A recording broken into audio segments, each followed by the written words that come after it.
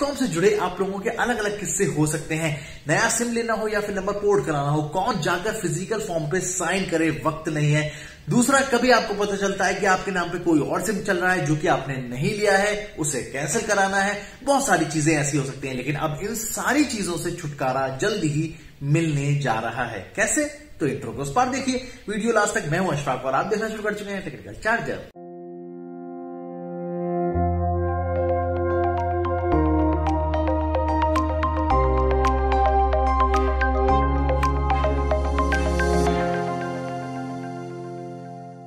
पिछले महीने सरकार और टेलीकॉम डिपार्टमेंट दोनों की बैठक हुई थी, जिसमें कैबिनेट ने कुछ फैसले लिए थे जो कि बहुत ही अहम और महत्वपूर्ण होते हैं। आज के वक्त में एक तो लोगों के पास टाइम नहीं है, नया नंबर लेने में भी दोस्तों ढीलम ढाल रहती है। फिर अगर नंबर पोर्ट कराना हो तो उतनी भी ढीलम ढाल, क्योंकि हर कंपनी के लिए केवाईसी करनी है और केवाईसी के लिए फिजिकल फॉर्म में वहां पे जाकर साइन करने हैं, अपना फिंगरप्रिंट इंप्रेशन देना है, आधार कार्ड लगाना है। बहुत सारे तिकड़मबाजी होती है, उसमें चाहिए टाइम आपके पास है नहीं। ऐसे में सरकार ने जो नए फैसले लिए वो आपके लिए बेहद काम के हो सकते हैं। अब आपको कोई भी कहीं जाकर किसी रिटेलर डिस्ट्रीब्यूटर के पास जाकर फिजिकल फॉर्म पे साइन करने की जरूरत नहीं है।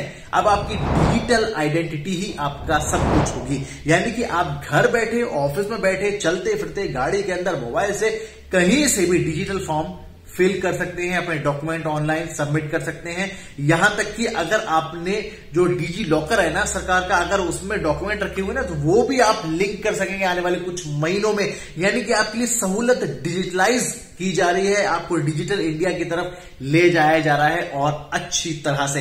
तो टेलीकॉम इंडस्ट्री में बहुत सारे बदलाव हुए हैं। साथ में अगर आपको नंबर पोर्ट कराना है किसी दूसरी कंपनी में, तो आप पहले वाली कंपनी के पास जो केवाईसी है वो सिर्फ ₹1 के पेमेंट से आप उसके साथ वो ट्रांसफर कर सकते हैं, शेयर कर सकते हैं। आपको फिर कुछ करने की जरूरत नहीं है। नंबर प्रीपेड से पोस्टपेड में मर्ज करना है या पोस्टपेड से प्रीपेड में मर्ज करना है, कोई केवाईसी एक्स्ट्रा आपको करने की दोबारा जरूरत नहीं है। एक बार हो गई है, काफी है। दूसरी चीज, कुछ और भी अहम फैसले लिए गए हैं कि किसको सिम कार्ड मिलेगा और किसको नहीं मिलेगा। मान लीजिए 18 साल से कम है आपकी उम्र डॉक्यूमेंट के हिसाब से, मेंटली अगर कोई चैलेंज्ड है, मानसिक तौर पर अगर कोई बीमार है, तो उसको भी नहीं दिया जाएगा सिम कार्ड।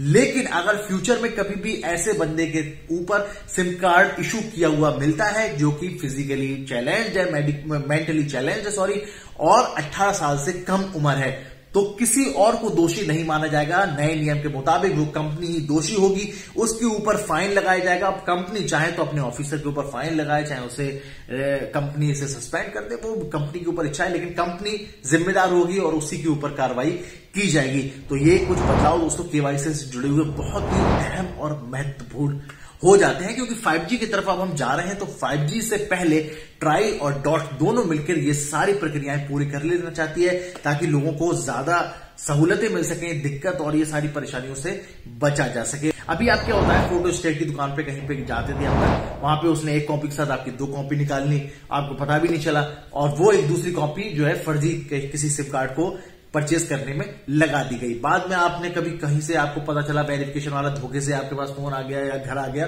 तब आपको पता चलता था। लेकिन ये सारी प्रक्रियाएं जो है कंपनी अपने हैंड पे ही दोस्तों निपटा लेती है, पता चलने नहीं देती हैं। तो ये फर्जी वाला जो है बहुत हद तक बंद हो सकता है। मतलब कम से कम जो लोग एजुकेटेड हैं, जो अपने आप डिजिटलाइज इंटरनेट से जुड़े हुए हैं, अवेयर हैं, वो तो खुद कर सकते हैं काम। अभी भी जो अनएजुकेटेड हैं, वो मान लीजिए उनके साथ में हो सकता है, क्योंकि इंडिया में तोड़ बहुत जल्दी हर चीज का निकाल लिया जाता है, लेकिन फिर भी उस हद तक दोस्तों एक उस पर लगाम कसी जा सकती है, जिस तरह से अभी फर्जी वाला सिम कार्ड्स की सेल और परचेज में दोस्तों इसमें चल रहा है। दूसरी चीज सामने ये भी कमाल की होगी कि पेपर जो है ना, जो पेपर फॉर्म, फिजिकल फॉर्म होता है, वो दोस्तों खत्म हो जाएगा। क्योंकि जब से टेलीकॉम इंडस्ट्री शुरू हुई है, तब से जो फॉर्म भरे गए हैं वो वेयर हाउसेज में रखे हुए हैं।